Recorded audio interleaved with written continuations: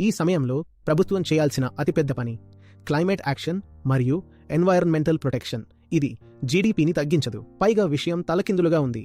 అదేంటంటే climate crisis జీడీపీలో అతిపెద్ద శాతాన్ని హరించేస్తుంది. అందువల్ల కార్బన్ ఫుట్ ప్రింట్ అన్ని వస్తువులపై, అన్ని ప్యాకేజ్డ్ ప్రొడక్ట్స్పై అతి స్పష్టంగా వ్రాయబడి ఉండాలి. ఏ రంగమైనా సరే, అది ఎనర్జీ ప్రొడక్షన్కి సంబంధించినదై లేదా ఎనర్జీ యూటిలైజేషన్కి సంబంధించినదై గ్రీన్ అయి ఉంటుందో దానికి సబ్సిడీ అత్యవసరం.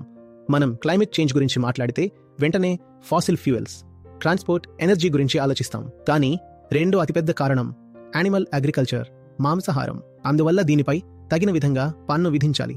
మీరు చేస్తున్నదేదైనా కానియండి, అది డీజిల్ వాడుకతో కావచ్చు, లేదా జంతువులను చంపడం ద్వారా, లేదా వాటిని తినడం వల్ల కావచ్చు.